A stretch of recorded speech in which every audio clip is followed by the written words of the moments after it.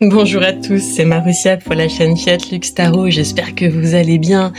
Alors, on va aller voir les énergies pour ce mois de mars, pour chacun des signes. Je ne sais pas comment vous avez traversé la nouvelle lune en Verseau, avec une éclipse en même temps, anneau de feu, puis suivi de très près par une conjonction Saturne et Neptune au point vernal du Bélier, c'est-à-dire au degré 0 du zodiaque, quelque chose qui redémarre avec d'autres transits en même temps, en parallèle. Voilà, beaucoup d'énergies qui ont été remuées la semaine dernière après des purges assez importantes sur le début de février, et là on est passé directement dans le printemps, une énergie très printanière, très fraîche, et on va aller voir ensemble qu'est-ce que ça donne pour ce mois-ci. Alors, ce que je vais faire, c'est que je sens que ça va être assez fantastique. Je vais tirer les énergies pour chacun des signes, et puis on ira voir votre challenge, votre défi avec ce nouveau départ. En même temps, on avait aussi la nouvelle année du cheval de feu. Enfin, il y a eu énormément de choses en même temps. Et puis dans tout ce démarrage, dans tout ce foisonnement, dans tout ce printemps qui commence, à se développer de partout, ça va être intéressant de voir qu'est-ce que vous avez à réaliser, où est-ce que vous vous situez par rapport à ça, qu'est-ce que vous voulez le plus, et puis des conseils aussi pour voir l'évolution en fin de mois. Allez, on y va, c'est parti, je tire les énergies pour chacun des signes et on se retrouve juste après pour les tirages.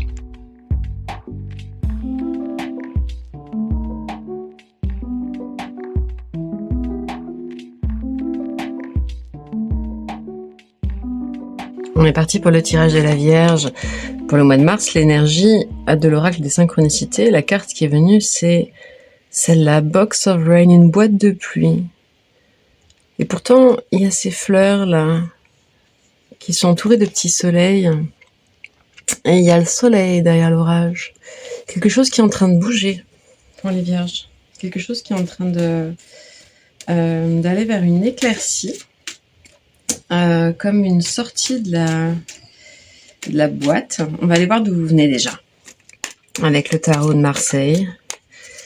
Alors, pour les Vierges, s'il vous plaît, je voudrais... Merci. Merci beaucoup. Ah oui, une fécondité.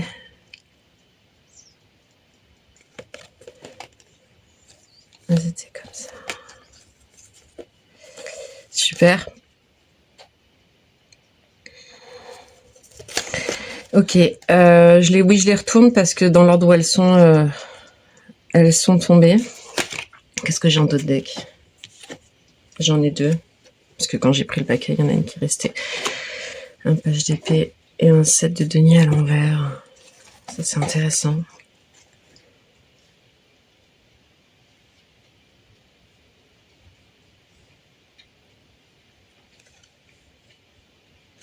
Ok, il y a un projet en cours. Il y a eu comme un projet en cours, quelque chose en gestation, qui se fait nécessairement en collaboration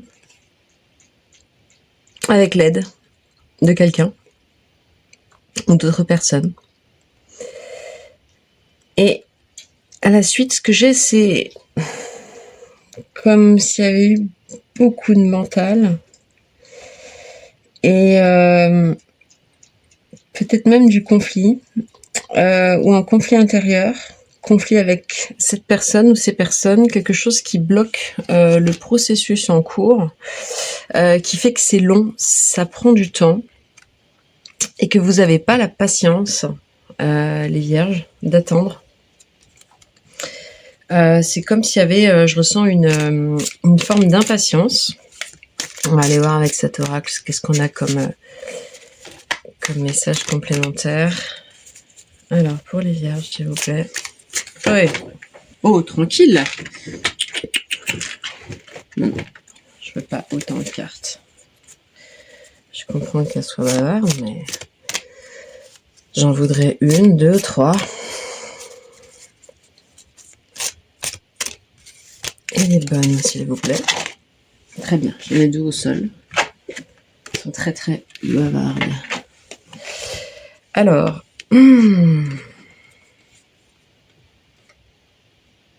ok. Qu'est-ce que j'ai en d'autres deck? Oh.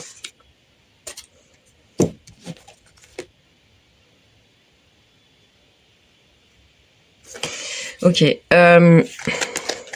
J'ai une carte qui dit on ne peut pas manifester si on se sent misérable. On voit cette personne qui a la pluie sur la tête. Vous voyez? Les nuages avec la pluie qui descend sur elle, qui essaye de mettre en route quelque chose, d'avoir une vision. Et cette vision, elle est difficile et elle est pas évidente parce qu'il y a un mal-être. Et l'autre carte nous dit votre ego est encore en train de faire un parcours. C'est comme ces sports de ville avec les personnes qui font, je sais pas comment ça s'appelle, qui font du sport dans la ville, là, comme s'ils étaient des ninjas qui couraient partout. On a la validation, on a le drame. En fait, c'est assez clair. Ce qui se passe là-dedans, c'est que quand on parle de l'ego, il y a plusieurs choses où des fois on n'est pas très bien, ajusté ou bienveillant de la manière dont on en parle parce qu'on le voit souvent comme quelque chose de négatif déjà de base, alors que c'est pas quelque chose de négatif. L'ego, il y a plusieurs formes d'ego. C'est pas forcément les médailles que le succès, l'ego qui vient gonfler quoi. On a par exemple une des formes de l'ego qui est un ego de comment dire le nom m'échappe, mais où on va se dévalider soi-même, s'auto-saboter. Je suis pas assez bien, je suis nulle, je peux pas y arriver. Ça, c'est de l'ego aussi. C'est pas juste ah ouais, je suis trop bien, je suis meilleur que les autres, d'accord? L'ego, c'est un système de protection qu'on a mis en place dans notre psyché, dans notre fonctionnement cognitif très jeune. Et c'est quelque chose qui est commun à tous les êtres humains parce que c'est quelque chose qui est utile. C'est une chose qui est utile. C'est pas quelque chose qui est à combattre ou qui est forcément mauvais. C'est un système de protection qu'on a mis en place très jeune pour pouvoir, on va dire, gérer le monde extérieur, les attaques du monde extérieur, comment on recevait les messages. Donc, c'est un système de protection psychique, en fait. Sauf que, quand il a été mis en place sous certaines conditions, et aussi en fonction de la maturité affective qu'on avait à cet âge-là. Et comme c'est quelque chose qui se met en place très jeune, la maturité affective, on l'avait pas. Je vais vous donner un exemple. C'est un enfant, par exemple, qui a envie de jouer, que son parent s'occupe de lui, de faire des activités, mais que c'est l'heure de faire à manger, je sais pas, le lendemain il y a école, et l'enfant va voir le parent dans la cuisine et lui demande viens jouer avec moi, enfin, et le parent dit je peux pas, j'ai autre chose à faire, voilà, ou le parent travaille ou n'importe quoi. Et ben l'enfant peut se sentir rejeté et se dire je ne vaux pas la peine, je suis nul, je mérite pas qu'on joue avec moi, d'accord? Je suis pas assez bien, je suis nul, je suis pas à la hauteur, d'accord? Et ça c'est de l'ego, vous voyez? Donc il y a différents types de manifestations de l'ego. Là, ce qu'on nous dit, ce que les cartes disent, c'est très clair, c'est que quand il y a le petit vélo dans la tête, les nuages de pluie, c'est juste l'ego qui est en train de nouveau s'exciter, de prendre trop de place. Et l'ego, on en a besoin quand même. C'est ça le truc. On en a besoin. Seulement c'est un petit peu comme une colonne. On imagine la colonne d'un temple ancien. Il y a tous les éléments de la tête de la colonne aux pieds. Et l'ego, il est dans le chapiteau, la partie qui est décorée là, sous le dessus qui tient. Et il faut qu'il soit à sa bonne place. Juste ce qu'il faut en fait. Ni trop peu. On a besoin de fonctionner avec et de faire alliance avec la part d'ego en nous. Parce que si on rejette la part d'ego en nous et qu'on se dit c'est anormal, je devrais pas avoir d'ego, j'ai trop d'ego, etc. et qu'on se juge par rapport à ça, qu'est-ce qui se passe? On rejette une part de soi. Si on rejette une part de soi, on crée une dualité à l'intérieur, un déchirement, un conflit où il y a deux parts qui se battent. Et ce qu'on recherche pour le bien-être, c'est l'unité. Donc, je sais pas pourquoi il faut que j'explique ça, que je le réexplique. Il y a quelqu'un qui a besoin de l'entendre. Il y a probablement une personne qui avait besoin que j'explique ça de cette manière-là. Vous me direz si c'est le cas. Et j'espère que ça vous aidera. Alors, on va aller voir ce que vous voulez le plus par rapport à ça. Et c'est très beau parce qu'on a tout de suite la carte du soleil qui sort. On regarde avec le tarot des chats. J'aime bien le tarot des chats. Et puis, il y a des tournesols en plus sur cette carte. Il y a plein de soleil. Qu'est-ce qu'on a? Un 2 de denier à l'envers. Ok, vous en avez marre de jongler avec les responsabilités. Besoin de détente, en fait. Je sens quelque chose comme ça. On voit le besoin de relax. Et on a une impératrice. Donc, je prends le paquet, je le pose comme ça. Je peux voir les cartes qu'il y a dessous. L'impératrice, c'est la manifestation. Il y a 3 mouvements dans le tarot de Marseille. C'est la carte numéro 3. Elle est très, très, très puissante. C'est une des plus belles énergies du tarot, l'impératrice, parce que le 1, c'est le battleur, ou qu'on appelle des fois le magicien, c'est l'impulsion. Le 2, c'est la papesse, et on rentre dans les profondeurs, dans l'intuition, dans la compréhension des choses. Le 3, c'est le moment où on dépose au monde, on manifeste au monde. Et c'est ce que vous souhaitez pour vous-même. Vraiment une détente, de lâcher prise et de manifester simplement et tranquillement. Exactement. Et on a le pendu. C'est exactement ça. Donc tranquille quoi. De pouvoir voir les choses sous un autre angle, de pouvoir développer de la patience, de la tranquillité, en fait de la paix. Moi ce que je ressens c'est une aspiration à une paix intérieure. Et derrière en non formulé on a un 8 de bâton. Donc une accélération, une envie de jouer, une envie que ça bouge, une envie que ça passe à autre chose, qui est un champ de possible, un champ quantique qui s'ouvre vers la manifestation et vers quelque chose qui morphe, qui transforme, qui bouge dans la vie. Et c'est très beau. Donc l'envie de sortir d'un problème statique récurrent. Je sens aussi qu'il y a un peu trop l'importance des autres ou de l'autre personne qui a été positionnée. Que la place, elle n'est pas tout à fait au bon endroit de l'impact que peut avoir une autre personne sur notre décision, notre besoin. On va aller voir le conseil.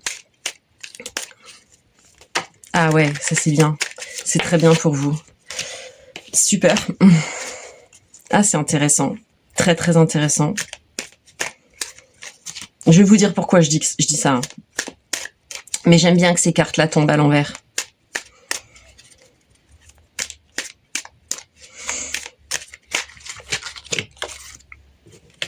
Alors, est-ce qu'il y a encore autre chose qui vient en conseil pour les vierges? Non, on va regarder le dos de deck. Jugement à l'envers. Ok. Oh, bah ça c'est super. Alors, 8 de coupe à l'envers, force à l'envers et chevalier de denier. Ce qu'on vous propose pour votre mois de mars, les vierges,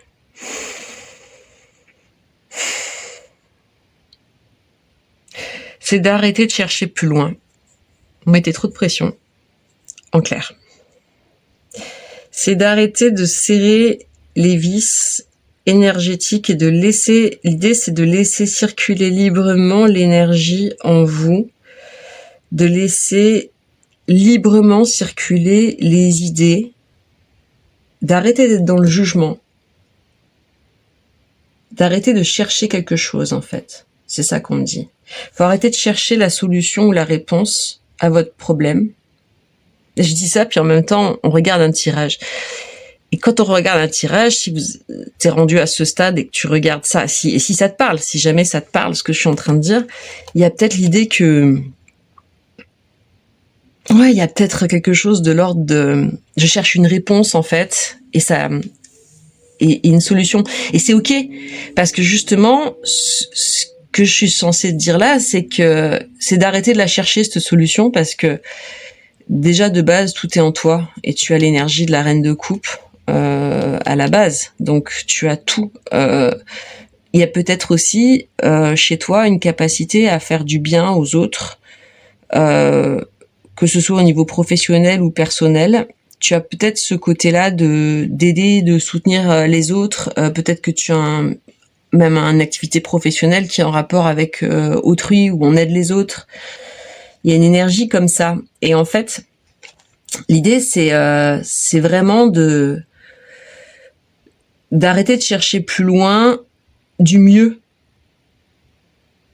Et de bloquer l'énergie en mobilisant une forme de témérité, de force, de pugnacité, ou presque c'est too much parce que tu te fais violence.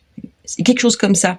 Au contraire, l'énergie du chevalier de denier, c'est une énergie qui est très calme. C'est le seul chevalier qui est calme, il marche lentement, il va doucement vers son abondance. Il va doucement vers son meilleur dans ce manège qu'est la vie. Il est posé, et il tient compte. Il y a un aspect qui est important avec ce chevalier de denier, c'est qu'il tient compte de ses forces et de ses faiblesses, et tout ça dans le même mouvement. Donc c'est très beau. C'est un beau conseil en fait. Et pour le jugement à l'envers, moi je vois vraiment clairement ce truc-là qui est d'arrêter de se juger, d'arrêter d'avoir ce regard sur soi qui est un peu dur. On va aller voir l'évolution avec le tarot des fées de Doreen Virtue, puisqu'on est mois de mars, c'est l'époque des fées qui revient, et j'ai cette carte-là qui vient, la princesse de l'été. Oh, gentille, sensible, bienveillante, inexpérimentée, nouvelle relation ou expérience émotionnelle, invitation à des événements sociaux, un ami ou une amie compatissant avec qui partager vos préoccupations. On va aller voir dans le livret la signification de cette carte.